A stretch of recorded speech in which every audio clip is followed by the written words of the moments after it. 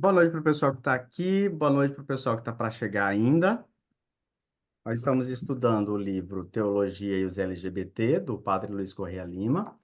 Hoje nós começamos o capítulo 2. Hoje é dia 17 de junho de 2024, capítulo 2, a emergência das questões de gênero e orientação sexual. Então vamos lá. Uma das características mais notáveis no mundo atual é a visibilização da população dita LGBT, constituída por gays, lésbicas, bissexuais, travestis e transexuais. São identidades relacionadas a gênero e orientação sexual. Tradicionalmente, gênero é definido como o que identifica e diferencia homens e mulheres. É sinônimo de sexo, referindo-se ao que é próprio do sexo masculino, assim como do feminino. Aqui vem um problema, já, né? Eu paro aqui. Aqui o Padre Luiz Correia Lima, ele escreveu esse livro, vamos ver aqui, em 2021. Não faz tanto tempo assim. Onde é que está o problema aqui? O problema está de que gênero não é sinônimo de sexo. Quando a gente fala em sexo, a gente fala, quer dizer, né, geralmente, gênero masculino e feminino. Tem um outro? Oficialmente não. Só que quando ele fala gênero masculino, o Padre Luiz está falando que masculino é a pessoa que tem pênis e que sente atração por mulher, e vagina. E feminino, a pessoa que tem vagina e tem desejo por homem. A questão é que a gente sabe hoje já cientificamente, já tem muitas pesquisas mostrando isso, de que não há uma correspondência direta entre a pessoa que tem pênis vai desejar quem tem vagina e a pessoa que tem vagina vai desejar quem tem pênis. Não funciona assim. Quer dizer, não funciona só assim. Existem pessoas que têm pênis, que têm atração afetivo, romântica, sexual, por pessoas que têm pênis. E tem pessoas que têm vagina, que têm atração afetivo, romântica, por pessoas que têm vagina. Aliás, essa ideia de que a pessoa que tem pênis tem atração por vagina, e quem não está dentro disso é considerado doente, isso mudou a organização. Hoje, dia 17 de junho, é Dia Mundial de Combate à Homofobia, porque hoje completa-se 34 anos que a Organização Mundial da Saúde retirou a homossexualidade do rol de doenças catalogadas. Ou seja, faz 34 anos que a Organização Mundial da Saúde, depois de muitos estudos, disse: não é doença a homossexualidade, não é doença a transexualidade, não é doença quando um menino sente atração por outro menino, não é doença quando uma menina sente atração por outra menina, e vice-versa. Ou seja, isso que o Padre Luiz está dizendo aqui nesse livro de 2021 está desatualizado. Muito. Só que essa é a visão da Igreja Católica. Então, para a Igreja Católica é desse jeito. Então, a questão assim, o Padre Luiz ele pode estar expondo a visão da Igreja Católica ou ele pode estar desatualizado nesse livro. A gente não sabe. De toda forma, hoje, gente séria considera que não há o gênero não é sinônimo de sexo. São coisas distintas. Mas a gente vai discutir isso ao longo do texto, tá? Então, continuando a leitura ali, na página 58.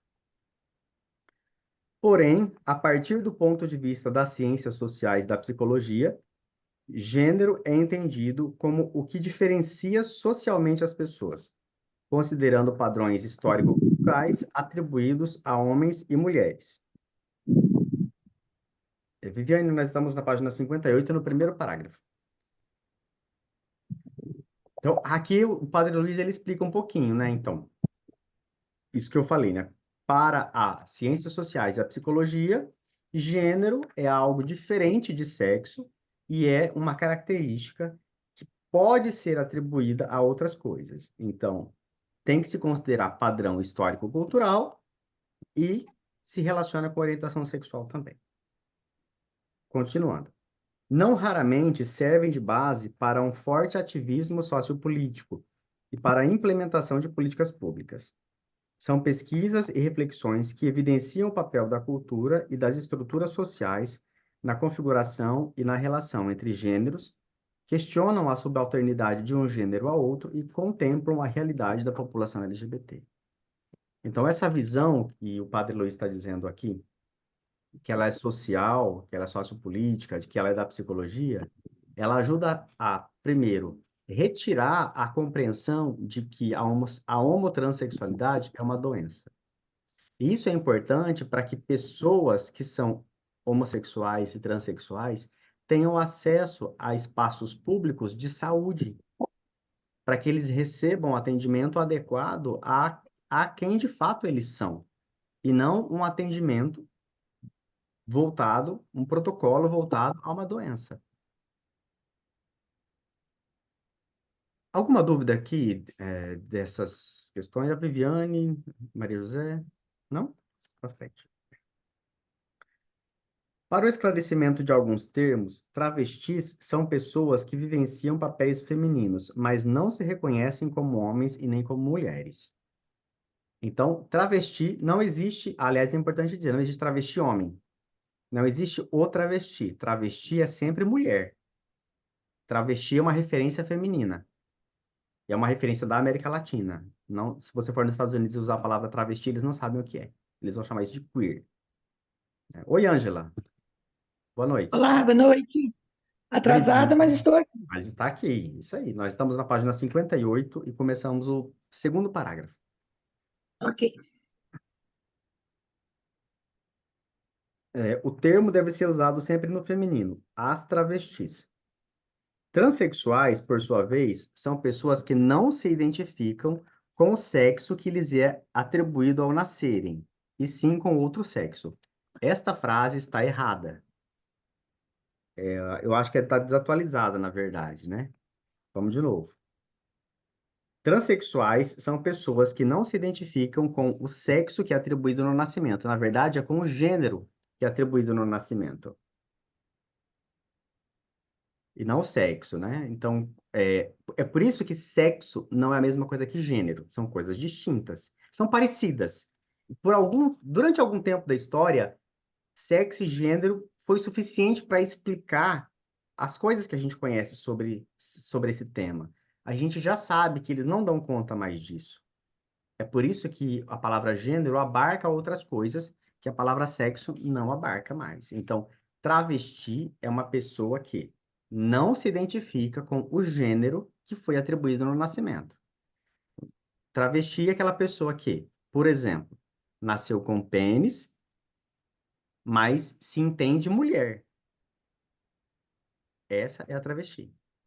Quem é que disse ele é homem ou mulher? É a própria pessoa. É a própria pessoa que diz. E se ela estiver errada? Não, isso não é um problema nosso. Ela tem que saber lidar com isso. Bom, continuando, página 59. Pode haver homem transexual que reivindica o reconhecimento social e legal como homem, e mulher transexual, que reivindica o reconhecimento social e legal como mulher. Tanto travestis como transexuais são transgênero, ou simplesmente trans. Isso é, pessoas que não se identificam com o sexo que lhes é atribuído ao nascerem. O contrário de transgênero é cisgênero, que se refere à pessoa identificada com o sexo atribuído ao nascer. Então, aqui no grupo, todos nós cinco, até onde eu sei, somos cisgênero. Todo mundo aqui. Quando alguém chega. Quando a gente vai preencher um formulário hoje, está escrito lá assim: sua identidade de gênero, sua orientação sexual. Aí a gente não sabe o que responder, né? Então, nós quatro que estamos aqui, todos somos cisgêneros, porque a gente se identifica com o gênero que foi dado para a gente no nascimento. Então, quando a Maria José nasceu, alguém olhou para ela, o médico falou assim: a menina, ela tem, você tem vagina, né, Maria José? Tá. Sim. Pergunto que hoje em dia tem ali, ela tem vagina. Então alguém diz, é mulher, é sexo feminino. A Maria José foi crescendo e ela foi falando assim: sim, eu tenho uma vagina, eu me identifico com isso que eu entendo que é mulher. Então, você é cisgênero. A mesma coisa para Viviane, a mesma coisa para Ângela e a mesma coisa para mim. Também sou cisgênero. Mais para lá que para cá, mas enfim, é isso. Página 59. Alguém pode ler, por favor, para ficar dinâmico aqui? Uma Eu convenção. posso. Pode, por favor. Peraí, deixa eu aquecer aqui. É, eu perdi ali o começo. Começa lá, pode haver homem transexual? Na 59, a página começa assim: uma convenção. Ah, tá. Uma convenção internacional estabeleceu princípios para a aplicação da legislação sobre direitos humanos em relação à orientação sexual e identidade de gênero. São os chamados princípios de Yogyakarta, é isso? Isso mesmo. Yogyakarta, Uhum. cujas definições foram amplamente aceitas, inclusive na legislação brasileira. Considera-se, primeiro, orientação sexual como uma referência à capacidade de cada pessoa de ter uma profunda atração emocional, afetiva ou sexual por indivíduos de gênero diferente, do mesmo gênero ou de mais de um gênero, assim como ter relações íntimas e sexuais com essas pessoas. 2. Identidade de gênero como a profundamente sentida experiência interna e individual do gênero de cada pessoa, que pode ou não corresponder ao sexo atribuído no nascimento, incluindo o senso pessoal do corpo, que pode envolver, por livre escolha, modificação da aparência ou função corporal por meios médicos, cirúrgicos ou outros, Uhum. e outras expressões de gênero, inclusive vestimenta, modo de falar e maneirismo. Resolução 2014. Beleza. Então, ó, jeito bem fácil de entender isso. Identidade de gênero é, é a pessoa. Gente, tanto identidade de gênero como orientação sexual é a própria pessoa que disse. Identidade de gênero é como é que a pessoa se entende.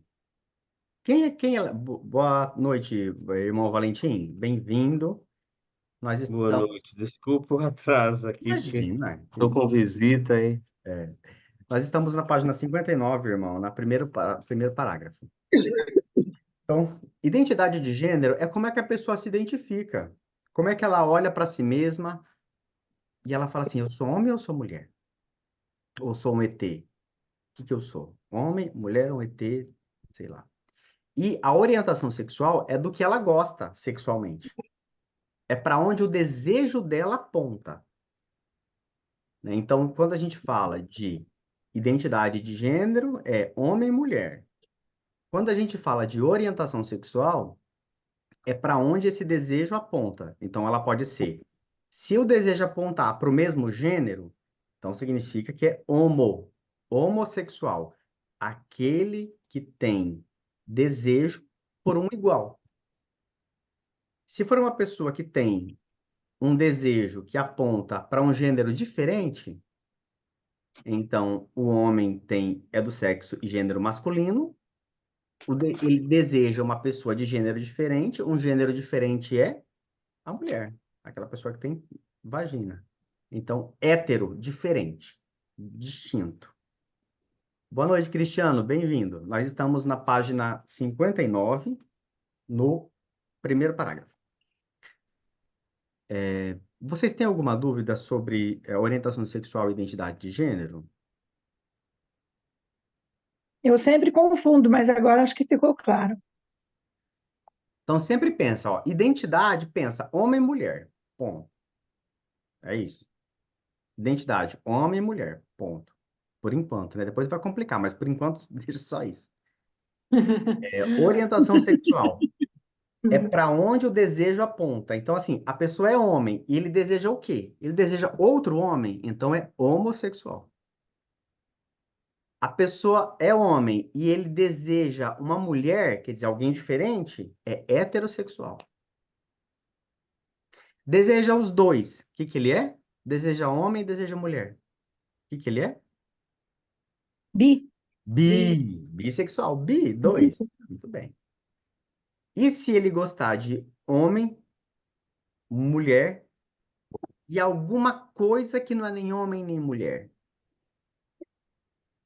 Pansexual. Pansexual, isso mesmo. Hum. Pan vem de muitos. Pan significa plural, muitos. Homem e mulher, porque assim, mais pra frente a gente vai estudar. Tem gente que não se entende nem como homem, nem como mulher. Então é o quê? Alguma coisa que a gente não sabe dizer o que é ainda, mas que não é nenhum dos dois. Ou que é um pouco de cada um. O nome disso é não binário, mas a gente vai chegar lá.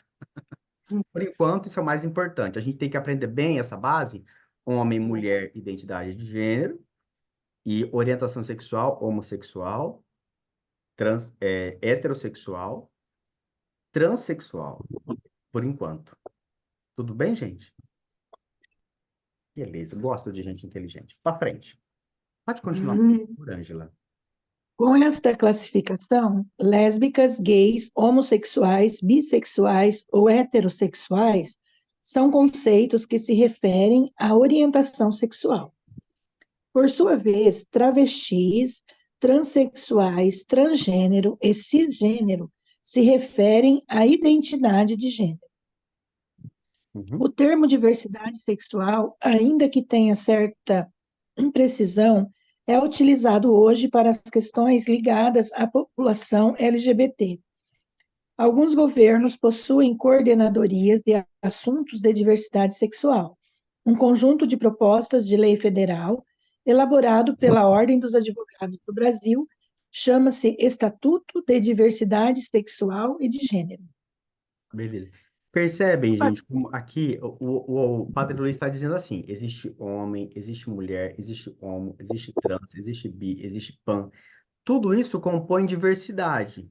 Então, significa o seguinte, que dentro do mundo não tem só homem e mulher. E nem todo homem vai gostar de mulher. E nem toda mulher vai gostar de outro homem. Então, é preciso novas categorias, novos nomes, para tentar explicar ou dar jeito, ou dizer alguma coisa sobre sobre pessoas que não desejam como a maioria. O nome disso é diversidade sexual. E isso é importante. Por que que é importante? Porque, por exemplo, na Igreja Católica, a gente já sabe. Eu estou falando aqui, mas eu sei que tem gente que é evangélico, que vai assistir o vídeo depois. Na evangélica também, assim. Para a Igreja Católica tem homem masculino, cisgênero, que deseja mulher. Feminino tem vagina. Mas não é todo homem que é assim. Eu, por exemplo, não sou chegado nisso, não. E até arrepiou. Sim, aí espirrei. E aí, não é. Fernando, Oi, irmão. eu não sei se você já trouxe isso aqui, mas tem algo que uma grande população tem dúvida, é cisgêneros e transgêneros. Tá. Porque Cisgênero. e as pessoas, tem muita gente que não entende. Tá. Cis significa igual, identifica. Cisgênero é a pessoa que se identifica com o gênero que foi dado no nascimento. Então, se vocês pegarem a minha certidão de nascimento, tá escrito lá: Antônio Fernando Vieira Garcia, sexo masculino. Aí eu cresci, descobri que eu tenho um negócio chamado pinto.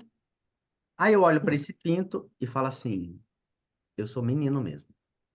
Isso que estão dizendo que é ser menino, eu sou esse negócio aí que eles estão falando. Então eu sou cisgênero. Mas pode acontecer o seguinte: vai que o Fernando nasci, aí tá escrito lá assim: Antônio Fernando Vieira Garcia, sexo masculino. Aí eu nasci, cresci, virei uma doida, um doido, meio pra lá, meio pra cá, meio pra lá, meio pra cá, e eu falo assim: peraí, eu tenho pipi, mas eu não sou isso que falam que é ser menino.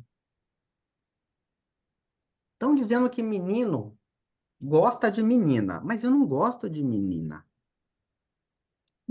coisa errada aqui. Eu não sou isso. Isso que eles estão falando que é ser homem, eu não sou isso. Eu não sou esse masculino. Não tá batendo certo.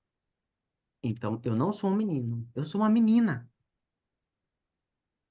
E aí, se eu digo eu sou uma menina, eu sou transgênero. Trans é aquilo que atravessa, é aquilo que está para além. Transgênero, aquilo que corta. Corta é ótimo para uma transgênero masculina, né? Mete a faca, não. Eu ia fazer uma piada, eu não posso, porque está sendo gravado. Depois você manda no particular. Nós somos curiosos. Gente, vocês ficaram com dúvida? É a coisa mais simples, cisgênero e transgênero. Cisgênero, todos aqui estão cisgênero. Se identificou com o que você tem aí entre as pernas, cisgênero. Tá? Depois, isso vai complicar, mas por enquanto é só isso. Transgênero, eu não me identifico com o gênero que foi dado no nascimento. A Maria José nasceu, ela tem uma vagina, ela já disse que tem. Alguém disse, ela é menina, ela cresceu e falou assim, eu sou menina mesmo. Cisgênero, é isso. Transgênero, quem não se identifica com o gênero que alguém disse no dia do nascimento. Trans, atravessa, do outro lado. Aí, irmão, acho que consegui explicar. Sim, que é algo quando você começa a conversar com as pessoas, não, eu sou um homem cis. Não, mas o que é homem cis? É, é, Mas é bacana, foi bem bom. Obrigado. imagina. Pode continuar lendo, por favor. Página 60, no primeiro parágrafo. Alguém quer ler? Então vamos lá. Aí me perdi. No Página- passado, né? No É. passado, para se defender da intolerância e da hostilidade que sofriam, muitos LGBT viviam no anonimato ou à margem da sociedade. Alguns formavam guetos, que eram espaços de convivência bastante reservados, onde se sentiam seguros. Vários gays e lésbicas se escondiam no casamento tradicional, constituído pela união heterossexual, para não manifestarem sua condição. Hoje, entretanto, todos eles fazem grandes paradas, estão presentes em filmes, telenovelas, Olimpíadas, empresas, escolas e outras instituições. Buscam reconhecimento, exigem ser respeitados e reivindicam os mesmos direitos e deveres dos demais cidadãos. Esta população está em toda parte. Quem não faz parte dela tem parentes próximos ou distantes que fazem, velada ou manifestamente, bem como vizinhos ou colegas de trabalho. Beleza. Então, nesse parágrafo está dizendo o seguinte: tem uma parcela da população que se esconde. Se esconde por medo, medo de violência, medo de apanhar, medo de sofrer, medo do preconceito. E aí elas acabam se reunindo em guetos, em lugares escondidos, em lugares ocultos, em lugares não tão legais. Então elas não têm o direito de ir e vir, que é uma coisa que qualquer cidadão tem. E por causa disso, pelo medo de morrer, pelo medo de apanhar, pelo medo de rejeição, pelo medo de ir para o inferno, algumas pessoas acabam se casando. Algumas pessoas LGBT acabam contraindo matrimônio, sacramento do matrimônio ou um casamento civil para se esconder. Pense, por exemplo, a quantidade de pessoas por aí que são homossexuais e têm medo de dizer para a família que é lésbica, que é gay, e aí acaba namorando uma outra pessoa de forma forçada. E aí, culturalmente, essa pessoa vai se empurrando e sendo empurrada dentro da religião católica, evangélica ou outra, para fazer aquilo que uma pessoa cisgênero faz, para fazer aquilo que uma pessoa heterossexual faz, que é receber o matrimônio. E aí a pessoa não é, ela vai casar só para fugir do desejo dela. E não vai dar certo. Então tem muito, isso acontece muito, muito, muito mais do que vocês pensam. A sexualidade e gêneros diversos têm uma história complexa no Ocidente e na interação com a tradição judaico-cristã, e desde o passado recente são beneficiárias do desenvolvimento e da expansão da modernidade. Uhum. Beleza. E agora vamos ver como é que esse negócio aparece na tradição judaico-cristã, né? E ele vai dar um resumão do que a gente já estudou, na verdade. Vamos ver, vamos um pouquinho. Se eu ver que vale a pena, a gente continua, senão a gente pula. Pois não, Ângela, pode. Um itinerário histórico. A antiguidade clássica não apresentava uma homossexualidade oposta a uma heterossexualidade, mas uma bissexualidade, cujas manifestações pareciam comandadas pelo acaso dos encontros e não por determinismo biológicos. Beleza, só um A pouquinho. palavra Veja e o só, só um pouquinho, Ângela. O autor começou a fazer um retorno, uma explicação histórica. Sabe aquela frase que a gente escuta bastante assim? Ah, na minha época isso não existia? O autor vai debater Uhum. essa informação. Ah, na minha época não existia. Quando o Padre Luiz está falando aqui que na Antiguidade Clássica, ele está falando de 4.000 anos atrás, ele está falando de antes de Jesus. Existiam pessoas que tinham a bissexualidade como algo normal. A sociedade tratava isso como uma forma tranquila de viver. Era só uma forma de existência. E aí, o desejo, ele era aberto e pautado apenas por aproximação, por um encontro de pessoas que se queriam bem, não necessariamente por pessoas que tinham genitais diferentes. Então, o critério na antiguidade não era o genital, era simplesmente o relacionamento social e o bem-querer ao outro, independente se tem pênis ou se tem vagina. Ou seja, não foi sempre assim como é hoje. Essa informação é muito importante, tá? Para a gente não, para gente derrubar aquele argumento de que, ah, na minha época não tinha isso. Não, amigo, já faz 5.000 anos que isso existe ou até mais, até onde se sabe que tem rastro do ser humano. Pode continuar. A palavra e o conceito de homossexualidade propriamente não existiam, mas sim o desejo e a prática sexuais entre pessoas do mesmo sexo. O amor e a intimidade entre os homens são exaltados por Platão, mas também pelos autores latinos. Neste ponto, não há o que se distinguir entre autores gregos e latinos. O Uhum. chamado amor grego poderia ser chamado amor romano com a mesma legitimidade. Catulo gaba-se de suas proezas. Cícero cantou aos beijos que colhia dos lábios de seu escravo e secretário. Parou. O autor. Pornografia falando uma coisa dessa, gente. Só tem gente católica aqui falando essas coisas. Então, olha, o autor está trazendo nomes de pessoas históricas. Se vocês têm acesso à Netflix, quem não tem, vale a pena assistir um seriado chamado Alexandre o Grande. Está na Netflix, tá aberto. Ele foi lançado esse ano, não tem 2 meses ainda que esse seriado foi lançado.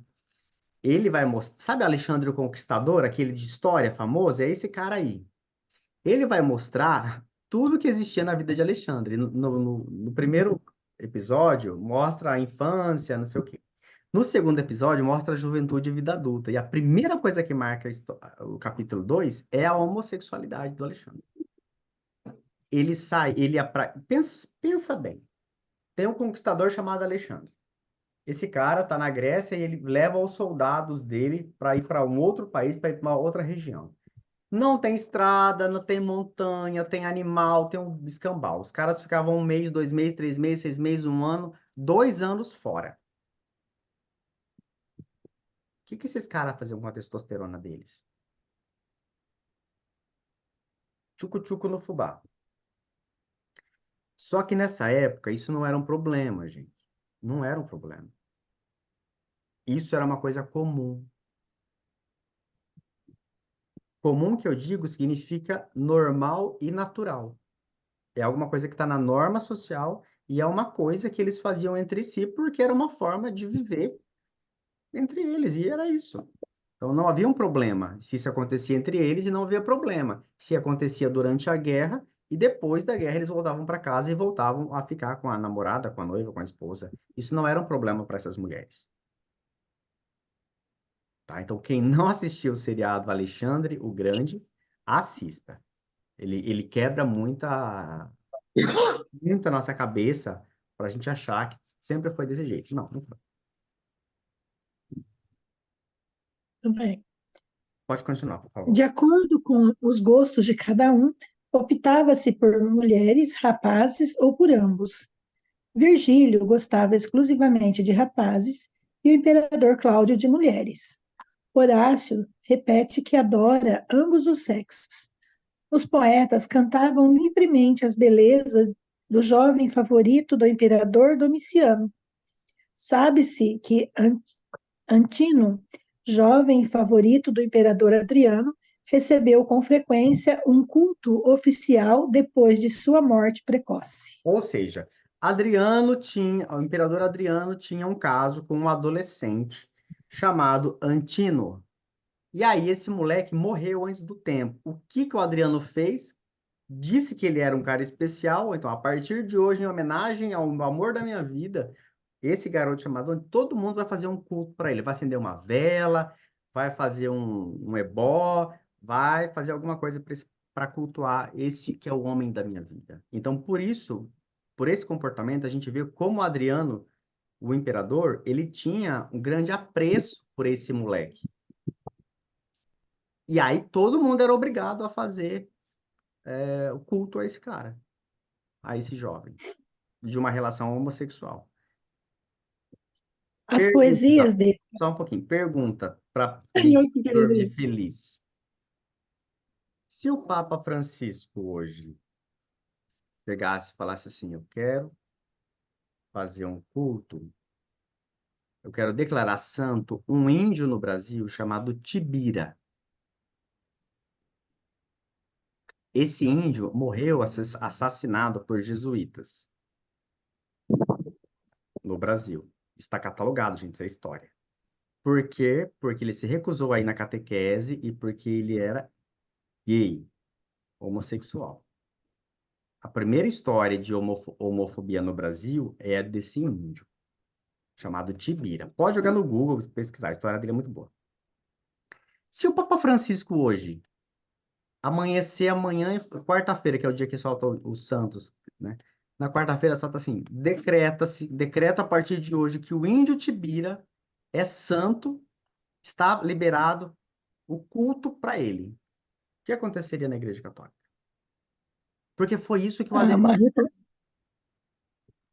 com Oi? certeza teria uma retaliação, né, entre os conservadores e os, né, e os liberais. É. Foi isso que o imperador Adriano fez.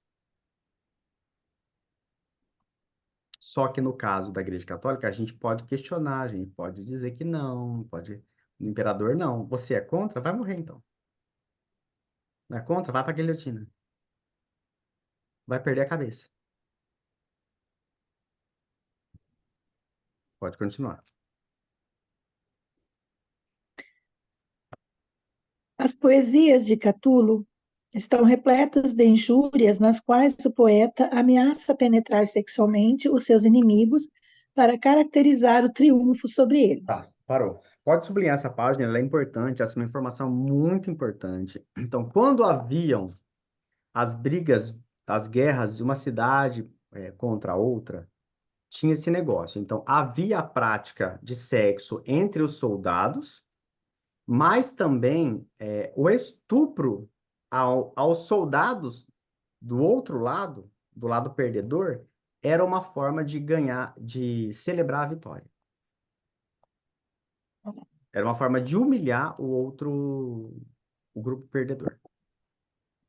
Ou seja, aqui a gente tem duas coisas. A primeira é o ato sexual homossexual tido como normal, convencional por um grupo de soldados. Do outro lado, o mesmo grupo de soldados fazendo sexo com pessoas do mesmo gênero, com outros soldados, como forma de humilhação. Então aqui a gente tem o ato homossexual como amor, o ato homossexual como estupro, como vingança. Aqui começam outros aspectos de entendimento do que é homossexualidade, mas também do que é ser homem de verdade. O que é um homem de verdade?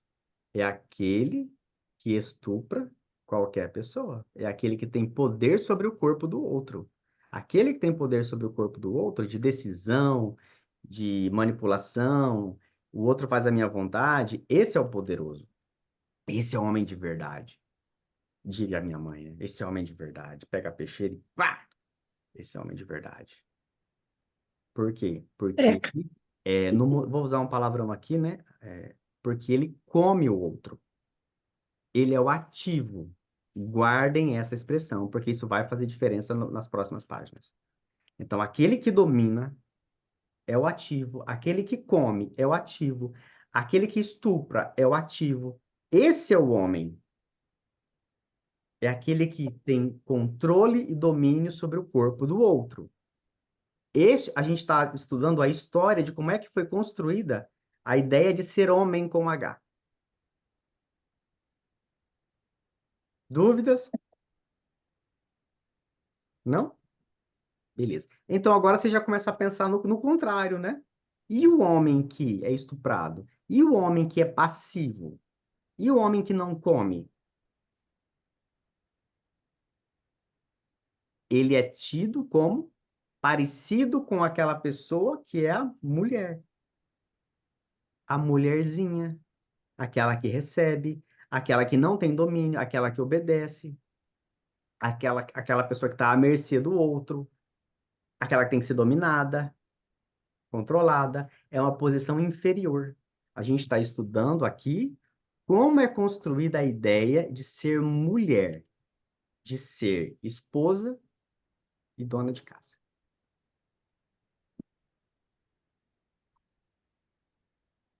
Frase de pensamento de reflexão. Mulher come o homem?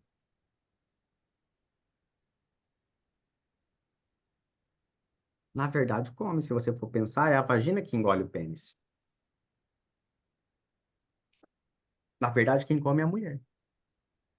Só que foi construído um discurso contrário. E essa construção se dá justamente para que a pessoa que tem pênis ganhe virilidade, ganhe poder e força, e a pessoa que tem vagina seja entendida como menos importante. Então, existe aqui, historicamente, uma forma de construção de poder. Gente, a gente está falando antes do nascimento de Jesus, a gente está falando de antes do nascimento da igreja. Então, a igreja, quando Jesus vem, ele já vive nesse mundo com essas ideias, e há uma perpetuação desse entendimento dentro da Igreja Católica. A Igreja Católica assume esta forma de ver o mundo, esta forma de organização, esta forma de entender o que é ser homem, o que é ser mulher, e reproduz isso. Então, não foi ela que criou. Viviane, Fernando, pode falar. só para compartilhar, não sei se você acaba identificando isso também na clínica, na, no que diz respeito ali dentro do atendimento mesmo, né? Com relação aos meninos, né, homossexuais, que por vezes na fala vai ficando muito claro, assim, não sei se pelo fato de eu ser mulher, e aí, assim, não uma mulher, né, empoderada, mas aquela mulher que está sempre mais à espera, né, num papel de submissão, tudo que a gente conhece, né, que historicamente foi sendo construído, né, essa imagem da mulher. Então, eu faço isso assim constantemente, né? Esse caminho junto, né, com os meninos de identificar, não, peraí, onde é que você está agora, né? Que você está representando, para onde você está indo? E assim, é muito rápido a forma como eles vão para esse lugar. E aí, quando você falou agora, tipo assim, nossa, parecia que eu estava ouvindo no consultório, assim, porque é muito interessante, né? Que é um papel que é construído e que eles vão indo assim sem se dar conta. Hum, exatamente. Muito cristalizado, né? Muito. Então a gente escuta isso no consultório, essa reprodução, e quem atende casais gays, não sei se vocês conhecem, né, casais gays, mas existe esse tabu no casais, no quem é o ativo, quem é o passivo. No mundo gay isso existe. Entre as lésbicas também isso existe. Quem dá, quem come. Quem tem posição.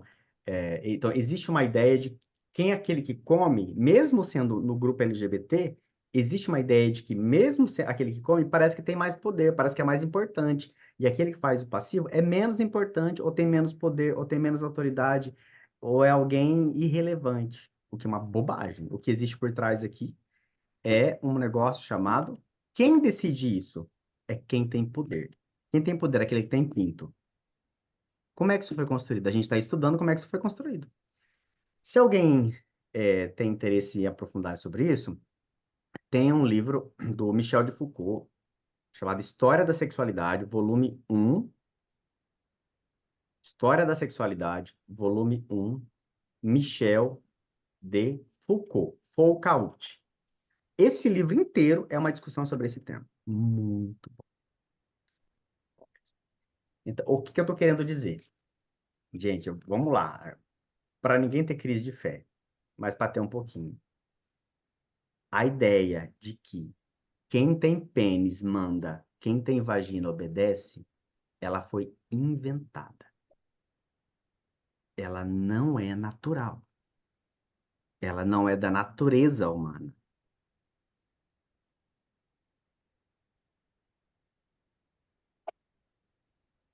E essa coisa da hierarquia também, né? Que fica assim, muito cristalizado e até no sentido de que casais, né? E aí você fala do passivo e do ativo, de muitas vezes assim nem se permitir, né? Uhum, Experimentar papéis e lugares diferentes, né? De se conhecer realmente, né? uhum. De conhecer o próprio corpo e por onde vai, né? Essa energia do prazer. Então é uma coisa assim como se fosse proibido mesmo, né? E ainda em espaços privados, né? Então, de tão forte que é, né? Que fica entranhado mesmo, né? Cristalizado. Homofobia internalizada, né? Misoginia internalizada. Então, onde é que esse negócio vai pegar, gente? Quando a gente lê a Bíblia, e nos textos bíblicos vai dizer assim: o homem é a cabeça da igreja e a mulher deve obedecer.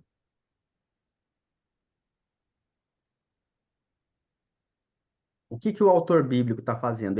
O autor bíblico está usando o que ele aprendeu na sociedade onde ele mora. Ele mora no ano zero, 33, ano 33, ano 34, depois de Jesus. A sociedade via desse jeito. A sociedade da época do escritor bíblico entende desse jeito. Se você pega o Antigo Testamento, a gente já citou isso em algumas partes, vai aparecer lá várias passagens em que homens transam com homens. Isso está lá no texto bíblico, tem vários, onde homens mandam, mulheres obedecem. Porque na sociedade, naquela cultura daquela época, já era assim. Só que os textos bíblicos não falam de todas as culturas que se tem na humanidade. Os textos bíblicos, eles são textos que foram selecionados e reunidos, mas eles não contêm todos. Como é que a gente sabe? Estudando antropologia, estudando história, estudando arqueologia. A gente sabe que existem outras sociedades que a Bíblia não mostra, não cita, onde quem manda é a pessoa que tem vagina. Quem organiza a casa é a pessoa que tem vagina. Quem manda e desmanda é a pessoa que tem vagina. E a pessoa que tem pênis é a pessoa que cuida da limpeza da casa, que cuida do cuidado das crianças e não exerce funções importantes. Se vocês querem exemplo disso, procurem mitos gregos.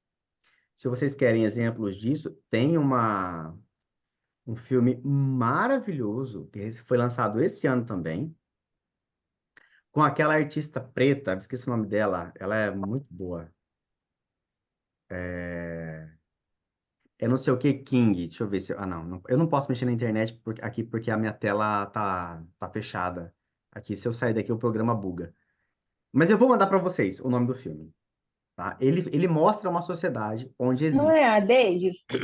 Isso, A Angela Davis. Viola Davis? Isso, muito bem. Isso. Angela Davis. Procurem na internet filmes da Angela Davis. Ela tem um livro, tem um filme dela recente mostrando que há uma tribo onde o rei é protegido por mulheres, não por homens. E na África tá cheio disso.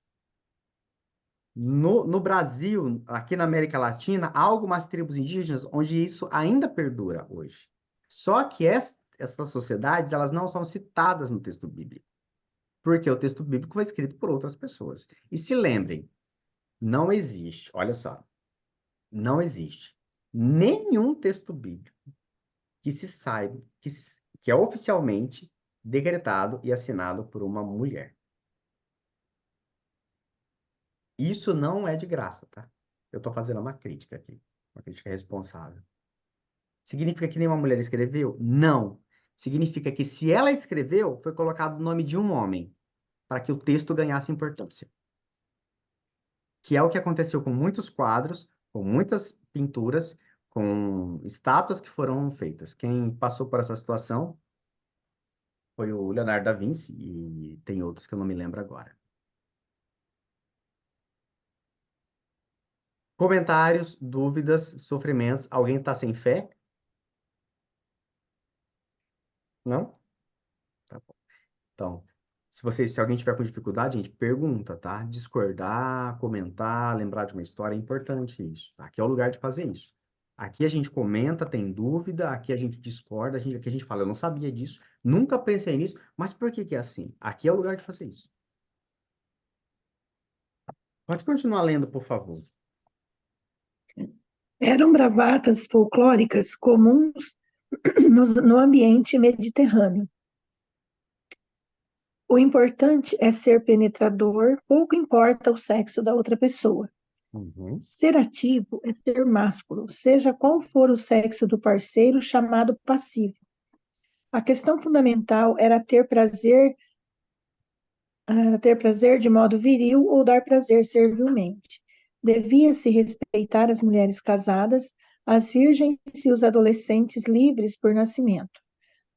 Uma suposta repressão legal da homossexualidade visava, na verdade, impedir que um cidadão fosse penetrado como um escravo. Recaía um desprezo colossal sobre o homem adulto e livre que permitisse ser passivo, ou, como se dizia, impúdicos. Na Grécia, os efebos, ou jovens que ainda não fossem cidadãos, podiam ser passivos sem desonra, bem como os escravos em Roma, ainda que fossem crianças.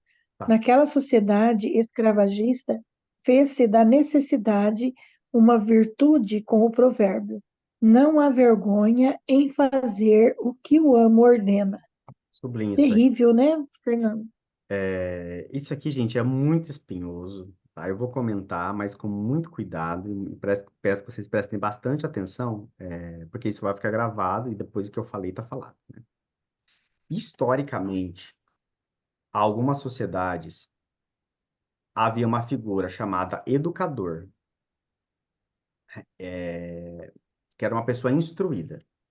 E este educador, ele era muito respeitado em algumas sociedades. Ele era um tipo de professor, não tinha essa palavra, mas era um tipo de professor. E ele escolhia quem poderia ser educado ou não. Geralmente, quem podia ser educado eram famílias que tinham grana. Então, as famílias com riquezas pegavam o menino ou a menina, em geral meninos, porque as meninas eram proibidas de aprender. E esses meninos que eu digo, gente, é 5, 6, 7, 8, 9 anos, não mais que isso. eles eram doados, emprestados a estes educadores por um período ou durante toda a infância, para que recebessem educação. Que educação é essa? Aprendessem a ler, a escrever e tinham acesso à literatura, à arte, alguma coisa assim. Eles poderiam morar na casa desse professor ou não. O que acontecia ali? O que acontecia é que este educador, ele tinha relações sexuais com eu até fico bloqueado aqui, quase não sai. Crianças e adolescentes. O pai dessa criança sabia, a mãe dessa criança sabia, a sociedade sabia. Isso era socialmente aceito. Tá? Então, hoje, quando a gente olha para isso, a gente chama isso de pedofilia, de efebofilia. Eu esqueci agora. Ali. E a gente tem horror a isso. Naquela época, isso não era um horror. Então, é muito importante a gente ter isso em conta, que é porque, assim, na época de Jesus, haviam escolas que faziam isso. Antes de Jesus, haviam muitas escolas que faziam isso. Não era bem escola, gente. Assim, educador era com 1, 2, no máximo 3. No máximo. E sim, eles estavam a serviço do professor, do amo. Eles não eram escravos. Escravos era outra categoria. Eles estavam ali. Seria, Fernando, Pois não. seria mais ou menos isso que aconteceu aqui no Brasil colonial com as meninas, né, que iam ser amas dos Sim. senhores. Sim, sim. Essas meninas, elas eram trazidas e elas serviam os amos. No mundo marítimo, não sei se vocês já sabem disso, mas isso perdurou em muitas sociedades no mundo marítimo. Então, havia um navio, haviam as pessoas que frequentavam esse navio, que viajavam nesse navio, e eles contratavam marujos. O que é o marujo? Marujo é um garoto que servia de limpeza para limpar o convés e ele servia como brinquedo sexual dos marinheiros. Esse é o marujo. Gente, isso aí durou até muito tempo, tá? Muito tempo que eu digo que foi anteontem, em séculos aí. Acho que até século retrasado, isso perdurou como uma coisa normal, convencional. Então, o menino entrava num navio como... Esqueci o nome, acabei de falar. Recalcou. Marujo, Marujo? Marujo. Não. Como é que é? Não, marujo é o que navega. O que eu falei, gente? Eu não consigo voltar a fita agora. Você Não, falou você falou marujo. Marujo mesmo. Foi marujo? Foi marujo. Foi. É, Adolescente. marujo que É. fazia a limpeza Isso, perfeito. mantinha É isso mesmo. Tá organização certo, do Ângela. É isso lugar. mesmo. Marujo. E o que navega é qual? Como é que é? O marinheiro é o Marinheiro.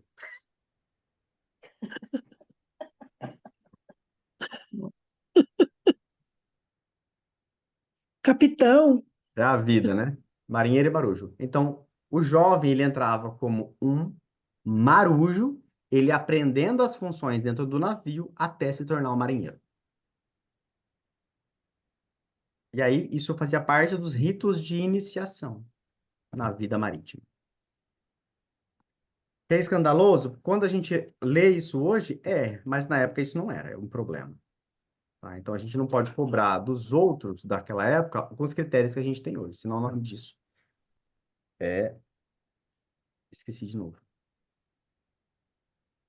Anacronismo. Podemos continuar? Dúvidas? Não De dúvidas? modo geral, Pois não, pode continuar. de modo geral, a sociedade romana não se perguntava se os homens praticavam sexo com outros homens, mas prestava uma enorme atenção a pormenores do traje, da pronúncia, dos gestos e do modo de andar. Os que manifestassem qualquer falta de virilidade eram fortemente menosprezados, independente de suas preferências sexuais. O Estado chegou a proibir os espetáculos de ópera por serem enlarguecedores e poucos viris, ao contrário dos espetáculos de gladiadores. Havia uma rejeição de homeore- home- homoerotismo feminino, sobretudo a amante ativa, pois uma mulher que se toma por homem é o mundo às avessas.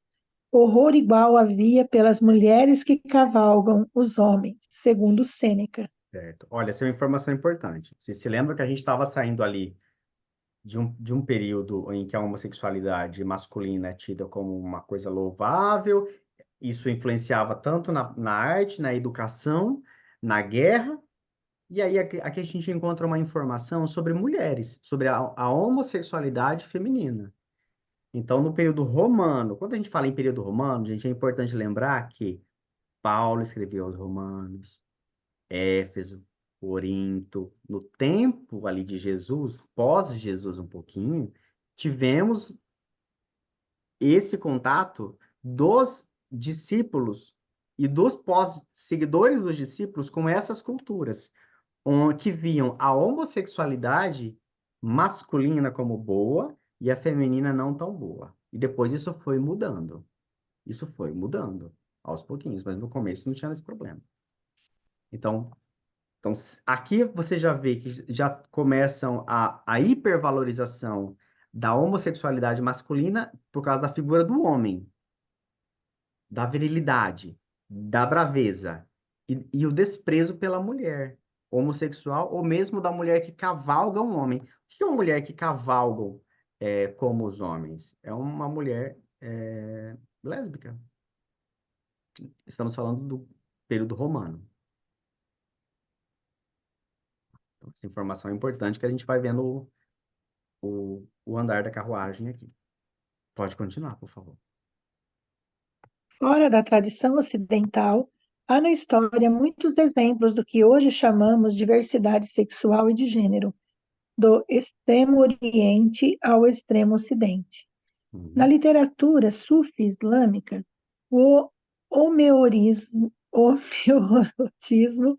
era uma importante expressão metafórica da relação espiritual entre Deus e o homem. Pode sublinhar, por favor. Essa frase é muito importante. Então, na literatura sufi islâmica, o homoerotismo era uma parte de expressão metafórica da relação espiritual entre Deus e o homem. Ou seja, haviam sociedades que a relação entre dois homens era uma relação metafórica entre Deus e o ser humano. Entre Deus e o homem. Entre Deus e o ser humano. Ou seja, haviam sociedades onde a homossexualidade é tida como divina. Ai, que abraço gostoso! Oi! É tida como divina. Guardem essa informação. E a gente pergunta assim, por que na Bíblia está diferente? Não foi sempre assim?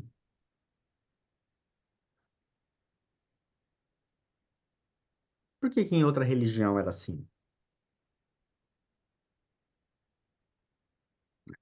Pode continuar. Grande parte da poesia e da ficção persas que dão exemplos de amor moral emprega para isso relações gays.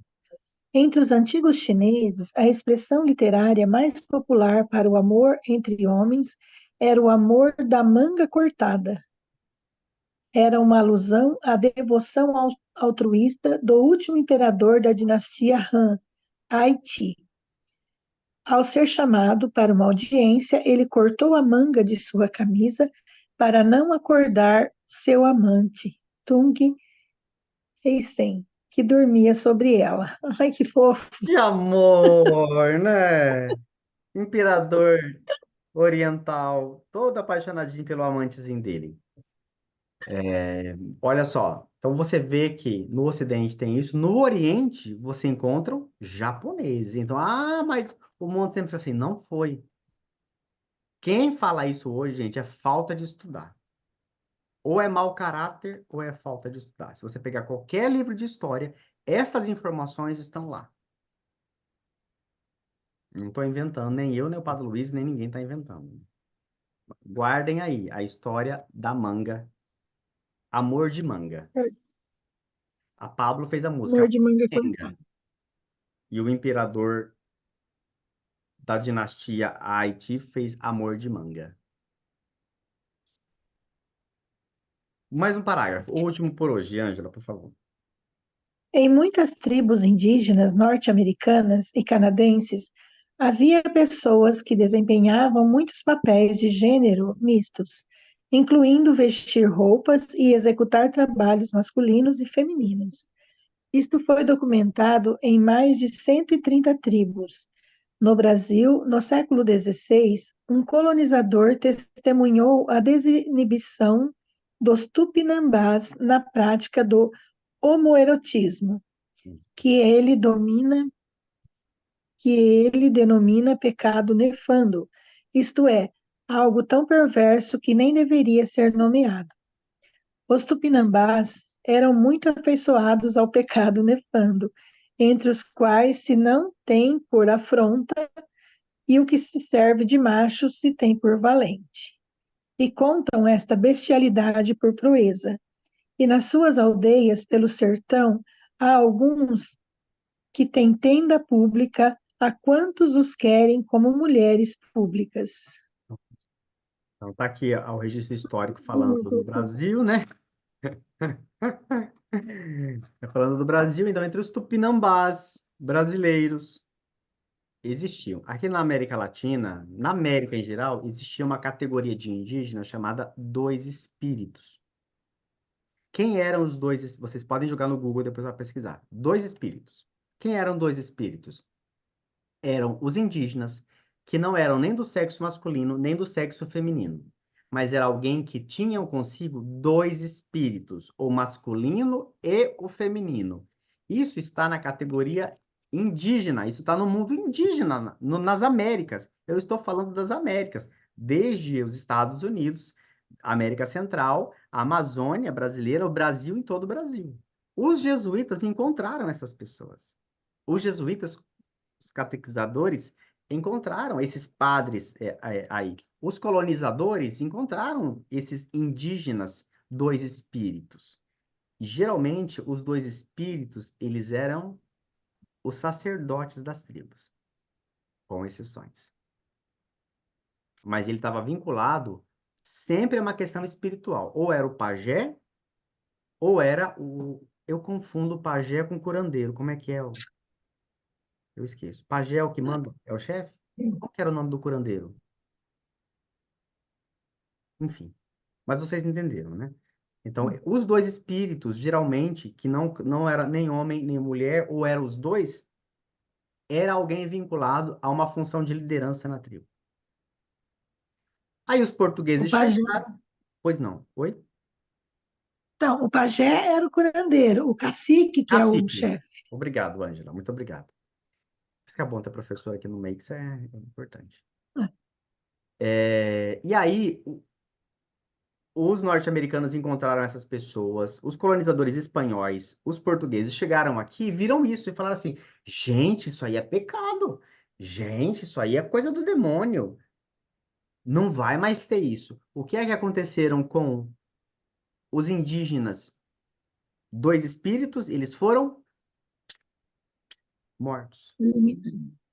Eles foram mortos. Foi aí que o Tibira morreu. A morte do Tibira está catalogada. Vale muito a pena estudar a história dele. E aí foram catequizando esses indígenas, dizendo assim: vocês não podem ser assim, porque existe alguém, um Deus, que fala que isso aqui é pecado, que isso aqui é errado. Os indígenas foram sendo obrigados a se converter para não morrer. E aí, parou de ter dois espíritos? Não. Eles só foram escondidos. Eles foram catequizados. Eles adoeceram.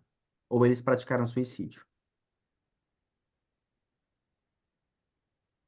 E é com essa informação que a gente encerra o encontro de hoje.